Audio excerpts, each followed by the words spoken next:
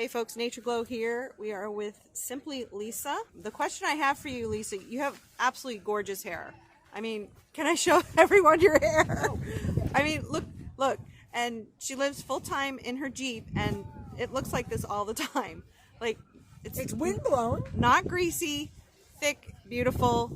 Don't we women and men that have long hair, don't we want our hair to look like this? So what is your secret? How do you get your hair to look like this? So I only wash my hair once a month. I wash my hair in water, or I swim, one of the two. Wow. If I'm going to wash it with water and it's cool outside, then I use lukewarm water and just get it good and wet and scrub it a little bit in your scalp. And then the very last thing is rinse it with really super cold water. Well, not ice, but just let some cold water get on it. I don't comb it when it's wet. Okay. If I need to comb it when it's wet, I only use a wooden comb, and I like one with wider teeth than this. Okay. Okay. This little set I got off Amazon. You can hunt. I have an Amazon store, but anyways, cheap. I don't like the plastic on this, but it is boar's head. Boar's bristle. When it's wet, I pat it dry. Sometimes I wrap a towel around it while I'm getting dressed, and then I shake my head and let it dry. When it's all dry, then I can just comb it. Okay? But if it's really tangled, a wider tooth comb, I can detangle it from a wider tooth comb when it's wet. And then it's just a gentle thing. But the rest of the time, the rest of the month, I use a combination of the comb and the brush. Do 100 strokes of brushing or combing in the morning and 100 strokes at night. The goal is you're trying to get your scalp. You want to activate, you want to like scrape your scalp with the brush so that you're getting any of the dry bits, you're moving the natural oils around in your hair, massaging your scalp. Right?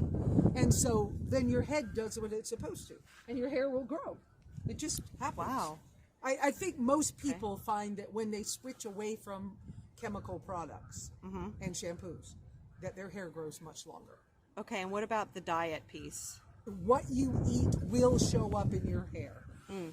I have found over the years, and so have other people that I've talked with about it from other countries, if you only eat ruminant meats as your meat source, or fish as your meat source, your hair will be better.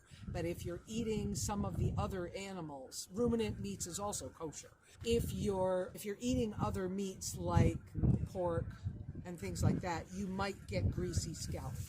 But it's because your body is always moving things through, and one of the ways things comes out of our bodies is, through the oils in our skin that keep our skin from needing lotions, and it's by, your nose running gets rid of things that we don't need. They're elimination things. Sure. And so all of those, the way you eat shows up in your hair as well. So. Nice. So that's okay. So people can go to simplylisa.com to. Do you have a blog post about this? No, but I will do one because you're encouraging me to do it. Okay. So, take a look at simplylisa.com, SIMPLYLESA. Awesome. And you can find me all over. If you Google, you'll find me. Okay. Thank you. You're welcome.